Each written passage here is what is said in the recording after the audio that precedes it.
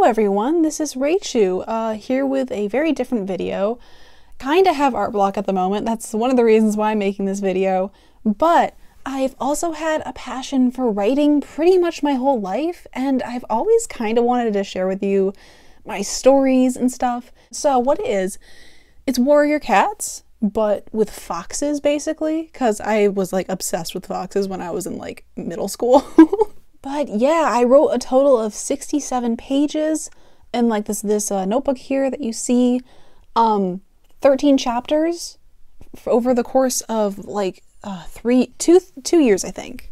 Luckily, I dated all of my entries, so it spans from October 25th, 2015 to November 5th, 2017. Yikes. But yeah, I've always wanted to share this with the world because it's gonna be an experience going through this. So don't get your hopes up. This is not going to be an incredible work of literature. It's gonna be terrible, and we're gonna love it for what it is and cringe along the way. And yeah, enjoy this video. Chapter 1. Dusk crept into the autumn coolness. Sparkpup's toes were tingling with anticipation. It was the day when she was going to receive her apprentice name along with her littermates, Rootpup and Skypup. All the foxes already knew what was going to happen. Mossfur walked out of her den, Deer Prance following close behind her. The burrower and... the burrower is the fox version of Warrior Cat's leader, and future burrower is the deputy, so keep that in mind, I guess. The burrower and the future burrower glided over to the high maple. They leapt up with elegance, and the bright red leaves made it even more great for a small pup, just out of the nursery. Let all foxes able to burrow their own dens gather under the high maple. Mossfur's words pounded in Sparkpaw's ears. Just realized that I called her Sparkpup earlier, and now she's Sparkpaw. We're going with it. As you know, our pups, Rootpup, Sparkpup, and Skypup, are old enough to become apprentices. Rootpup. Her great green eyes rested on the tan vixen. Your mentor shall be Ivyleaf. The happily shocked medicine fox stepped next to the disappointed apprentice. Your new name shall be Roottail. I expect Ivyleaf will be an excellent mentor to you. Skypup, your mentor shall be Grassfoot, continued Mossfur. Your new name shall be Skytail. I expect Grassfoot will be a wonderful mentor to you. Grassfoot got up to stand next to the relieved apprentice. Skypaw hoped that he wouldn't have Little Mouse as a mentor. Once again, Skypaw and Skypup, we're going with it, I guess. Sparkpup, Mossfur uncertainly drew in a breath and eyed her uncertainly. Totally didn't just use the same adverb in the same sentence, but we're going with it. Sparkpup, you know that it is a tough job to be a burrower or future burrower's apprentice, correct? Sparkpup nodded, eyes bulging out of her narrow head. Can I trust you to be Deer Prance's apprentice? Oh, yes, yes, yes, you can trust me to be on my best behavior and train hard. Sparkpup blushed while all the foxes in Sunpack snickered as she barked out of turn. Mossfur just looked amusingly relieved. Okay then, she said. Your new name is Sparktail, and I expect Deer Prance will be a marvelous mentor to you. Deer Prance leapt down from the high maple and strode over to the beaming apprentice.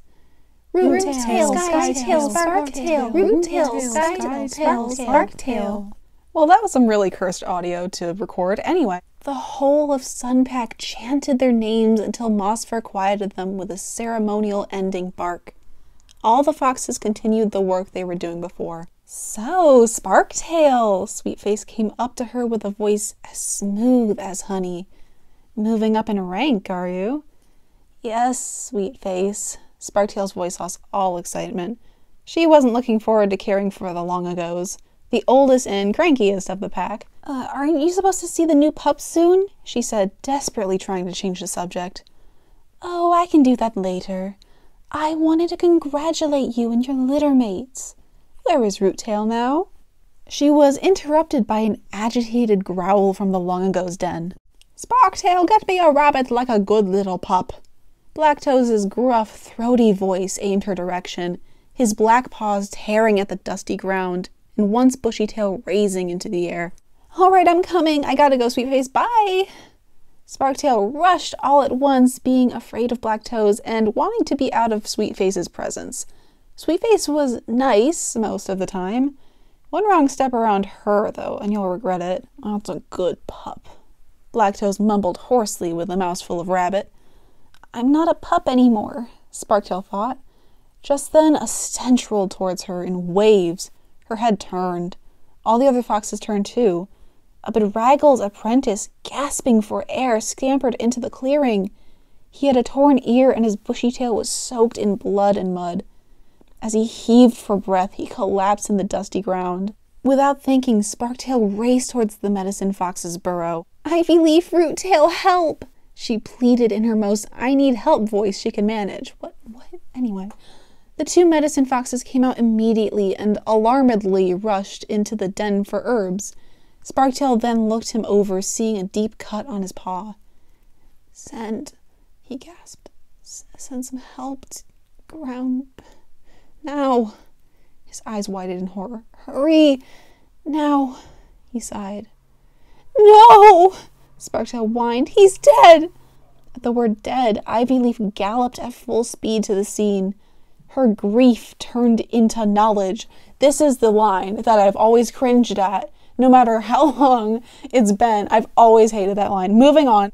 Ugh, he just passed out, she growled unsympathetically. Oh. Sparktail sat primly and spoke in the quietest voice possible. Ivy Leaf just rolled her yellow eyes and started working on the young fox. Every so often she would say, Spiderweb, or get those foxes out of here to Roottail. But otherwise she was What is that? Intent. She was intent on her work. Oh wow. Sparktail just sat there, watching.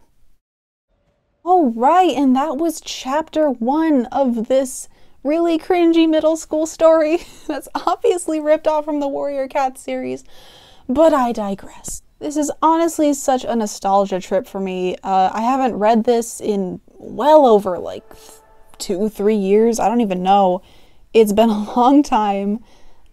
Pretty excited for this. If you want to see a chapter 2, let me know. We have 13 more chapters to go, so goodness knows I'll probably have a lot of content for you coming up soon. I should probably do one of those teaser things that people do to like build suspense for the audience. Who is the mysterious apprentice that made his way into Sunpack's camp? Why is he there? Is he on some special mission? How will Sparktail react to his presence? Tune in next time on the next video of ArtingWithRachu's Warrior Fox story ripoff thing.